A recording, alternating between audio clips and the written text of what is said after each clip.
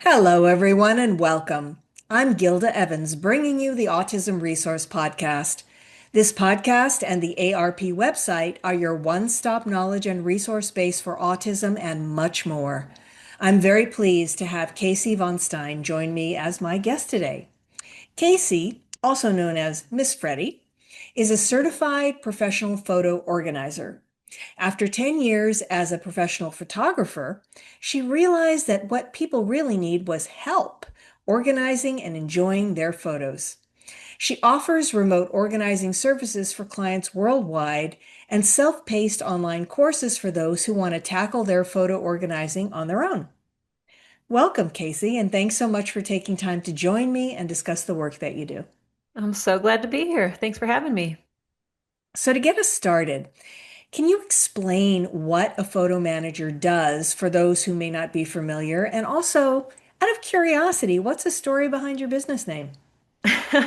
So yes, my business name is Miss Freddy. And it's funny, when I was born, my parents thought that I looked like Fred Flintstone. There was a particular face I would make. That was the one he'd make when he was frustrated with Wilma. And so they started calling me Fred, even as I outgrew that resemblance. And I added the Miss just so that people would know who I am. It was a great name when I was a professional photographer. I mostly worked with kids, and Miss Freddy was easy for them to say and remember. And then as I pivoted into this organizational work, it works too. A lot of people are like, "Oh, you got to call Miss Freddy. Miss Freddy can help you with your photos." So yeah, it stuck. Okay. All right. Well, yeah, definitely glad to hear you don't look like Fred Flintstone. No, I don't think I do. I don't think I did back then either, but yeah, funny. It's a funny Um, nickname that's still stuck with me to this day. More than 40 years later, my parents still call me Fred. They don't call me Casey. all But right. yes, I'm a professional photo organizer. Most people have not heard of that. It's not a well-known profession. I started, like you said, as a photographer, and so I got a lot of experience managing photo files, backing them up, transferring them, all the things. And I soon realized that that was not experience or education that people were receiving. It wasn't something everyone just naturally knew how to do. And so I started sharing blog posts, tips on Instagram, education through courses on how to manage your photos, how to make a photo book, how to back up to the cloud. And it was quickly apparent that this was information people wanted from me. I found an organization called the Photo Managers, and there's a directory there of other people like me who do this work. And so it's a mix of education and also doing this work for people when they don't want to sit down and organize boxes of photos. They don't want to organize 30,000 pictures on their camera roll. We are the resource that people can turn it over to help. All right. Well, then tell me, why does this matter? Why should we organize our photos? There's a lot of reasons. For me, legacy is really important. I think we have all experienced, or most of us have experienced, handed down photos from our parents, our grandparents, and it was, in most cases, more of a curated collection. Not always, sometimes it's a mess. But I look now at the digital landscape we're in, and we have, like I said, 30,000 pictures on our phone. I've had clients with over 300,000 pictures on our phone. And how do we narrow that down to be a story of our life, or how do we pass that on without just saddling the next generation with hundreds of thousands of digital photos? I also think it matters because for moms in particular, I think we shoulder a lot of guilt about not feeling like we did something with the photos, like we should make photo books for our kids to look at, or we should do something with them. And so I think this work matters just to alleviate that guilt that we feel as moms. All right. Well, yeah, I mean, guilty. I know I have so many photos on my phone, on my computer, photos I inherited from the mess I inherited from my parents and my grandparents, which they did not organize at all.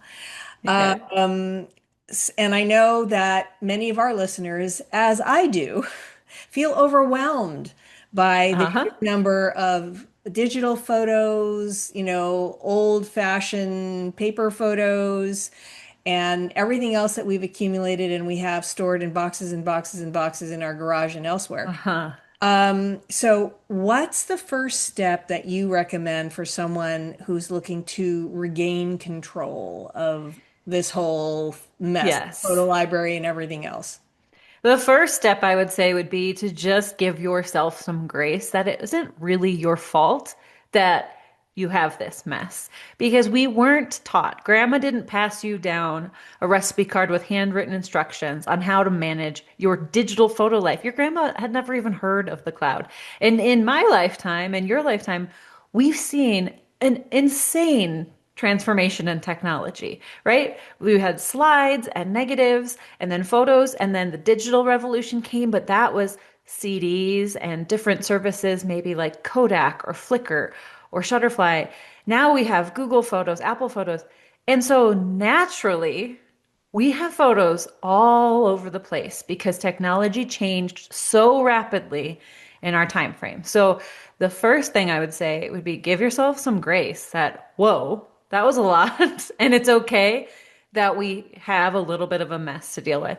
Then I would say, pick your system that you want to use as your place to manage your photos. The good news is, after that whole transformation bringing us to where we are today, the technology right now is fantastic for photos. And a lot of the stuff that we used to do manually, maybe renaming or naming a person or adding metadata or transferring, all of that can be automated now in this new service. And so the first step is to choose where you want your photos to live, no matter where they were in the past, and get them there. I make that sound like that's easy, but there's technical, steps that you need to do, and it can be time consuming, but getting everything into a modern photo system transforms your relationship with your photos. It makes it possible to just search by the word dog and find all the pictures of the dogs you've had all the way down into your childhood without you ever manually tagging a photo of those dogs. So technology is pretty amazing. We just have to get the photos into the system. And does that count for videos as well? Yes, I manage my photos and my videos the same. They both can, I take them now with my phone in the same manner and they live side by side. And in some services, you can even search dog and it will find them in videos now too. The technology is pretty cool. Wow, that is pretty cool. Yeah. So now we know that this whole process and photo organizing and everything can feel overwhelming for anyone, but especially I want to address our audience here, Hmm. the majority of those who are listening to this podcast, and especially for those with neurodivergence. It can really be overwhelming and frustrating experience. So, do you have any tips or strategies that could make organizing photos feel more approachable and manageable for those who are neurodivergent or disabled or have, some other challenges that make an overwhelming task seem even more overwhelming? Yes.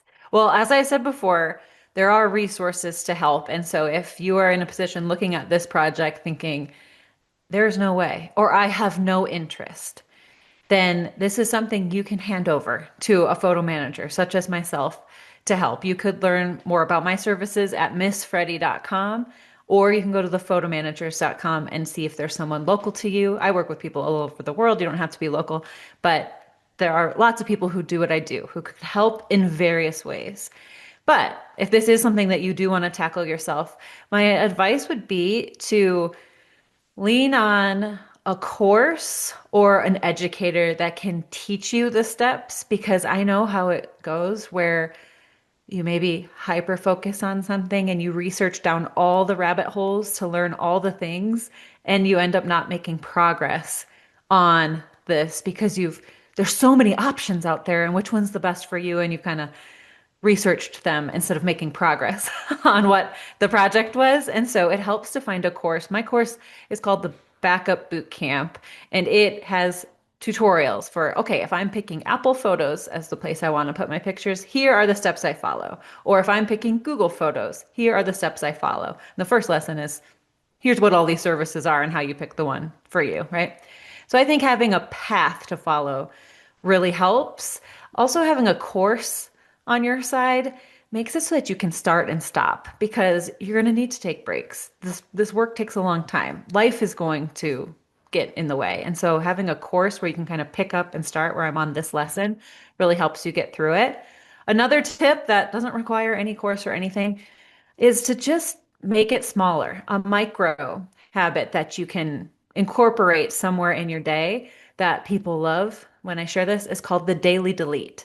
So if you are feeling overwhelmed by your camera roll, a micro habit you can try is typing in today's date, no year, on the search field in your camera roll. So type in November 22nd, and it will show you all the pictures from all the November 22nds. And you could just look at those and clean up what you see in front of you rather than seeing that whole number and feeling like it's too big to tackle.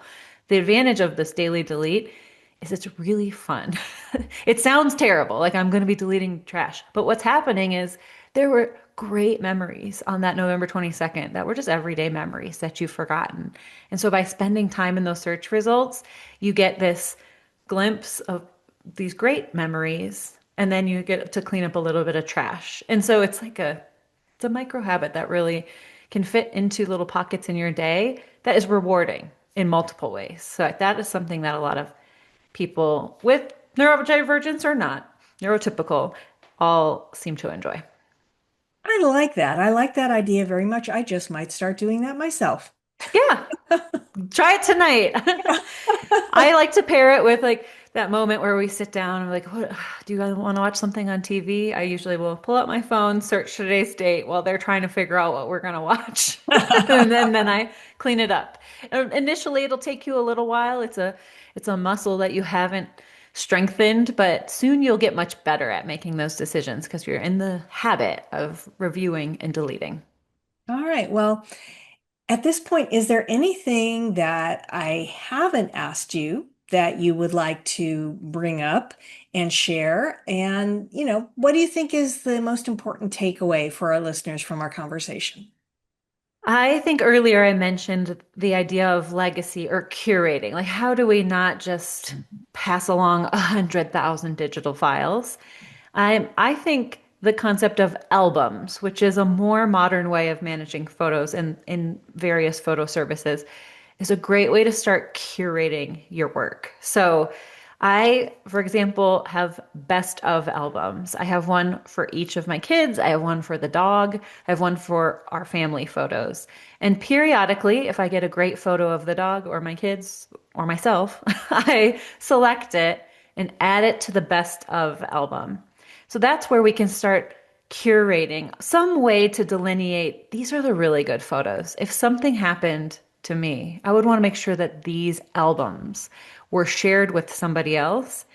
And that curation work is a lifetime's work. There's no finish line here. We can add things to this best of album over time. You don't even have to make it a best of. You can just use the heart icon, right? The favorites in your camera roll if that feels easier. But that little delineation of like, this is a really good photo, and the rest, I don't have to delete necessarily, but maybe they just are for me, can serve you both in terms of legacy, but also in terms of using the photos. So that work I did to make the best of albums served me when I got a digital frame for Mother's Day last year. I plugged in the frame, I powered it on, and I linked it to those 5 best of albums. And so all of a sudden, oh, that work I did made it so that I could set up my digital frame in 1 minute and it updates itself off those albums. It's amazing. Also, if I want to make a photo book, well, I don't have to look at 100,000 photos. I can just look at the ones in the best of. And so I do really think that that curation work, which is using albums, in my opinion, is a good way to do it, really will serve you long term and help you access the really good stuff easily. Another example is my son has some neurodivergence, and there are some things he likes to watch repeatedly, right? Like there's some videos of himself as a baby that he loves to see again and again and laugh about and he'll ask about. And so I have an album that's like Colin's favorite videos that I add those things to. So when he asks to see them, I can quickly navigate to that album and be like, here are the 6 videos. You can watch this on my phone. And it's not just like lost in the thousands that I have. So albums can be a really great tool for any number of reasons. And so those are a fun thing to try. Well, those are some more really, really good tips and suggestions. And I like that a lot. Yeah. I want to thank you, Casey, or Miss Freddy, shall I say, Yeah. very much for your time and for sharing your story with us today. hmm Thank you so much for having me. If you like what you hear, please subscribe to the podcast. You can find it on Apple iTunes, Amazon Music, Spotify, and other popular platforms. We'd appreciate you taking the time to leave us a review. You can also listen to the podcast on YouTube at ARP Social, where you'll find bonus content. And be sure to follow us on Facebook or Instagram to get up-to-date notifications about the latest news and episodes. If you would like more information on anything we've covered on the Autism Resource Podcast, visit us online at autismresourceproject.org/podcast. Be sure to check out our growing website often, since we are continually adding useful information and resources. I want to thank our listeners for spending part of their day with us. This is the Autism Resource Podcast, and I'm Gilda Evans, reminding you to take care of yourself and that special person in your life.